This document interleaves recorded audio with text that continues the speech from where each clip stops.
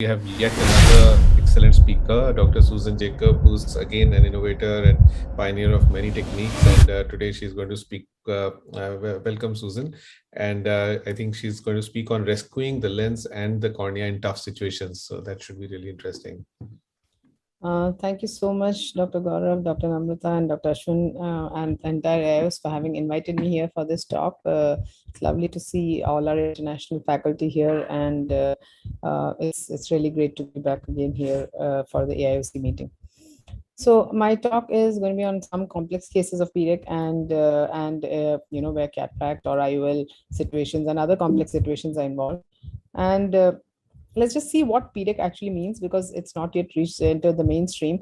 PDEC is basically where you're transplanting endothelial keratoplasty with the desmus membrane and the endothelium as usual, but it also includes the pre-desmus layer. Now, it does not include the Duas layer. I mean, it does not include the stroma as DSEC does, but it includes the pre-desmus layer, the Duas layer, which is extra from what DMEC basically transplants. And the difference is that you can thereby get donor grafts, very, very young donor grafts. This is a donor graft that was about 1 year old, and you can see we've got a bubble here. So you can get a large volume of endothelial transfer.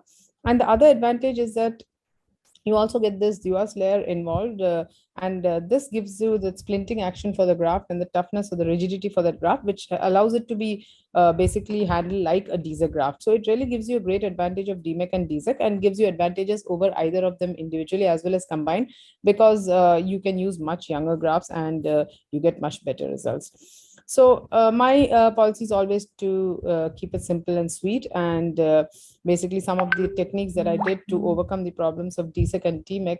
We know that DMEC is still not really preferred in complex cases, and people generally do DSEC in complex cases. But if you use these few techniques, or at least in my hands, when I use these techniques, e-PDEC, air pump assisted PDEC, host desmetic scaffolding, and these are all techniques that we published in JCRS and in cornea and multiple other journals. And I've found all of these techniques really help me. Also, the importance of an iris IOL diaphragm. So let's just see some of these complex cases. This was a failed penetrating keratoplasty, and the patients also got a cataract. And I will just jump a little bit through the video, because some of it is just routine. This is cataract surgery being done, phacoemulsification. You of course need to make sure that you don't dehisce the graft host junction there. So some standard precautions: put in the intraocular lens, and try to avoid a hydrophilic intraocular lens, because otherwise you may get IOL opacification from air tamponade. Now what you can see is I've got the air pump assisted technique. So this anterior chamber maintainer is actually pushing in air into the anterior chamber, and you go ahead and peel the desmus membrane. You can see the visibility is much better. You've got this host desmetic scaffolding, which is a technique that I use to hold the graft up. So if you look at this part again, I'm sorry. If you look at this part of the graft, you can see that I've retained some of the host desmus membrane, and that actually allows you to keep it below the injected desmus membrane, injected graft, and act as a scaffold, holding the graft up and preventing detachment. So the PDEC graft has been injected, and you go ahead and open it up, and you can see that I've floated it up in a very decentered position. And these are some of the advantages it offers you over DMEC, because you don't have to do that tedious DMEC dance where you make sure that everything is absolutely perfect before you inject it up. So that was a decentered graft. It has some edge folds, but neither of them bothered me, and I continued with the surgery, decreasing the surgical time by much. But it's not just the decrease in the surgical time, but also the fact that decreased handling during surgery, trying to hold the graft up, also can increase endothelial cell loss. So here's that host desmetic scaffolding which held the graft up, and these are the post-ops of the same patient.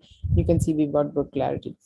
Here's a patient where I'm doing a PDEC with a large sector iridectomy, and there's a IOL that's got an optic capture here.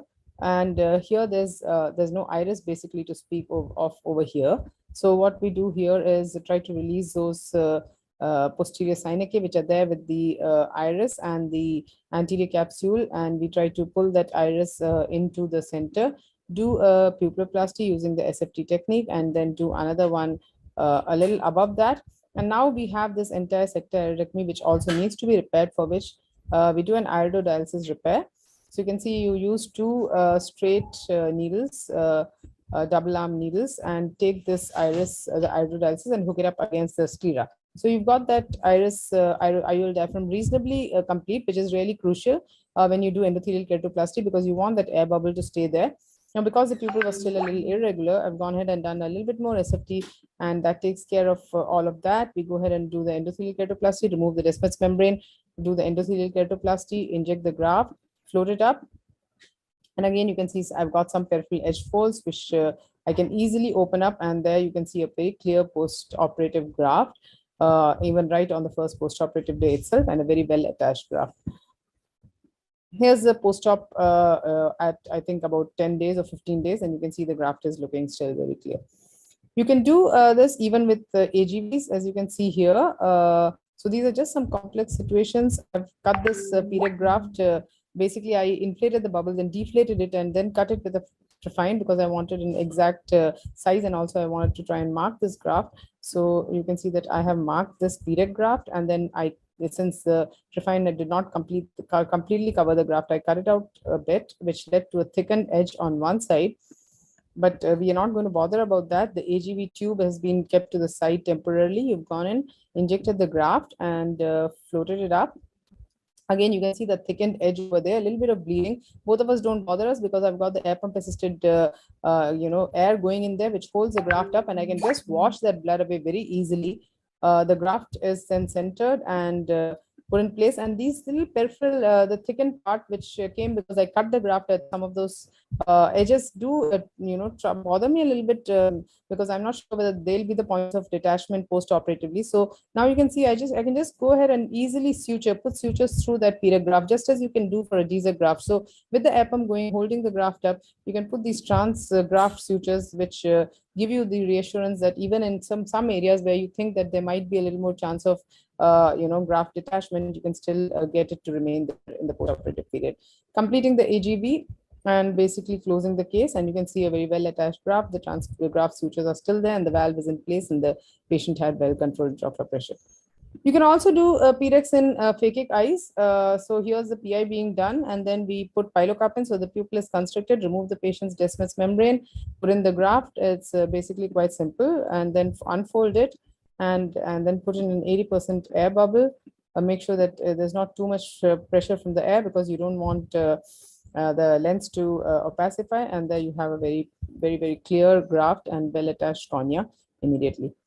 Here's a patient where I did PREC in an aniridia IUL, and this is the aniridia IUL, and you know that here what you're scared of is the graft dropping down beyond the edge of the aniridia IUL. But since in PREC you can do things much faster, you don't have to stay there for long trying to unfold the graft and get it to center exactly, make sure all the graft edges are unfolded. You can really move much faster, and therefore you can do things earlier and make sure that your graft doesn't run the risk of falling into the vitreous cavity. So here, this is just not just an aniridia IUL, but it's also failed graft, optical penetrating keratoplasty. So you can see you're operating under a few risk factors here, risk factors for detachment basically. And we go ahead and inject the PREC graft, open it up, and unfold it. And since everything can be done extremely fast, the surgery gets over much faster, and the chance of your graft dropping into the vitreous is much lower. And you can also see that here too, I have applied some trans graft sutures so that I don't have any problems post-operatively. Few cases, you can see that extremely fibrotic iris membranes, almost white cornea. You go ahead and remove these dense iris membranes, basically much like a vitreoretinal surgeon does. Remove it with scissors, needles, picks, whatever. Do a pupiloplasty because the iris is so tattered and shorn, and basically after that, what you do is put in the PREC graft, and that's the end of the case. And really, it really is a dramatic improvement from what we saw in the beginning. So you can get great clarity with just PREC and this. Just one more last case, and I'll wind up with that, and we'll rush through this also fast. Again, a therapeutic graft with a lot of inflammation during the corneal ulcer stage, and you can see that there's a lot of dense synechia here, a failed graft. And what we again do is use the needle to dissect off some of those membranes that are over the iris, and then I go ahead and also do a glued intraocular lens in this case, because the lens had got spontaneously expelled during the therapeutic penetrating keratoplasty. So I put in a glued intraocular lens, and then we do pupiloplasty, put in the PREC graft, And again, you can see a post-operative clear cornea, and that was what the patient looked at before surgery, and this is how he looks once a graft is attached. So I think with that, I will come to the end of my presentation. Again, once again, thank you so much for having invited me here and to give me this opportunity to show some of my cases. Thank you.